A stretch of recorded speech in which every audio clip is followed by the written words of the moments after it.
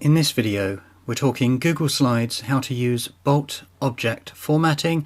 It's something I've learnt the hard way, as you can appreciate. When I use a ton of slides, probably like you, if you're at school, university or in the workplace, it would be lovely to have formatting exactly what you need it across all of slides, all of the objects, all of the images, all of the text. It works like this.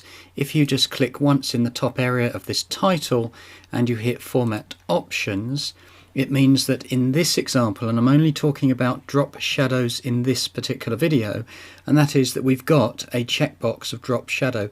What you'll notice if I hit on transparency on this particular one, if I use my left and right arrows on the keyboard, I've got a 0% transparency. I'm going to change that in a little bit and I'll tell you why. Angle, you can change 45 at the moment. I've got a distance of 20 and a blur radius of 6. I want to try and get everything the same. In actual fact, for my house style, for Mike Downs, it's actually 25. So what I need to do is I need to bring it over and stop at 25. There it is, and then I will see how we're getting on. So in other words, if you say, let's say I started up a brand new slide deck, there it was, look, and I've done exactly the transparency, the angle, the distance and the blur radius of a set amount, and I want to copy that, replicate that down here. What you need to do, and I'm going to go to the next slide first of all, is to retain the formatting, copy the object, not the text. And this is something I learnt the hard way, that I was doing a lot of the time, and it really caused me a lot of problems until, boom, you know, life was different and I figured it out. So in our example,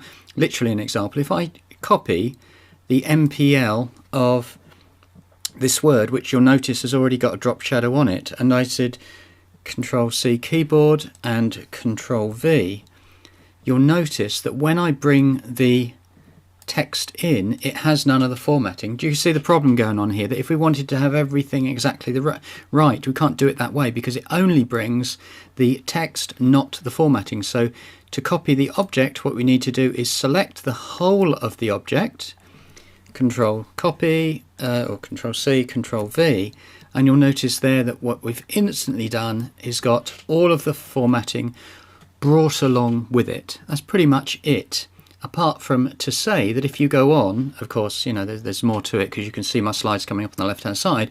With somebody like me, I've got 35 slides there.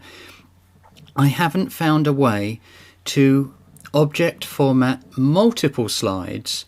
What I figure out is to organize the first slide and then copy and paste it. In other words, replicate one slide as you move forward through the deck, and hopefully you'll retain your formatting, but it's not always as easy as that. So what I've developed is a house style for me.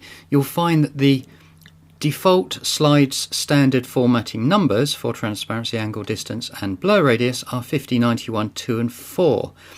Mike's in-house, you know, the Mike Downs way he does it, because you'll see in a second with all these fiddly bits with the compasses on the left hand side, I've used transparency 25, 45, 20 and 6 blur radius. And I'll show you what I mean on this pretty undescriptive, blandy sort of yellow arrow. And what you'll notice is that if I uncheck that, you can notice that it's already checked, believe it or not, and that object on the left, that arrow's already got a drop shadow, but you can't see it very well. So in terms of transparency, that's set at 50. I'm going to bring that down to my house style of 25. Angle, which I'll show you in a moment, I quite like, which is 45. Drag it, and I'm using the keyboard right arrow. Distance for me is, what was that, 20, wasn't it?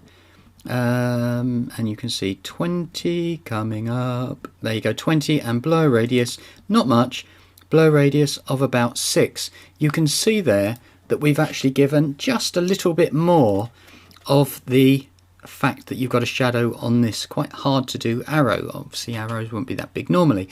So look, if you want to start playing around with this, what I've done before is I've put down some angles of the way the light is shining. So for example, if the light is shining from the left, you get the zeros here, or 0 degrees rather, throws it off to the right. and it goes round like this, and you can decide which way you like your light shining. It's better seen on this one here, because what we've got here in terms of angle, and that is, just to repeat for those people who are just watching along, obviously the people who are watching this video, he says stupidly, is the angle there. Look, you'll notice it should be 315. Can you see? And what that actually gives on 315 is this idea, or this illusion rather, that the light is actually shining above and to the bottom left up. Hence 315 looks like the light is coming from below.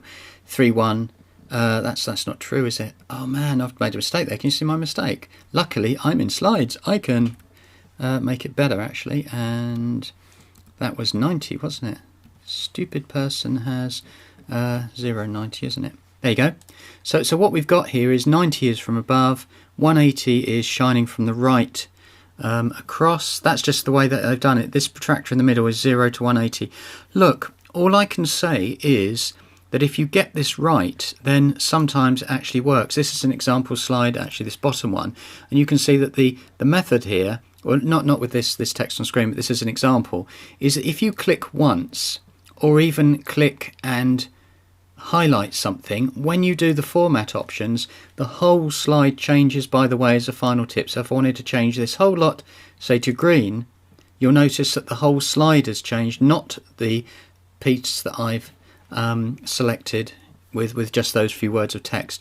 Look, going back to, slightly through, is a drop shadow of the numbers on the right. Those are standards. This is my house style, and I've got to reinforce this idea that I found out the hard way is not that one. It is to retain the formatting, copy the object, not the text. So in other words, if I was going to select this whole object like that, and I copy it, and let's say I went into totally a different slide, what you'll find is if I do Control V, you'll see straight away that I have retained the house style of drop shadow formatting. Goodness me, I hope people find that useful at school, universities, in the workplace, at home, wherever. This once again was YouTube/Mike Downs. Good luck with it.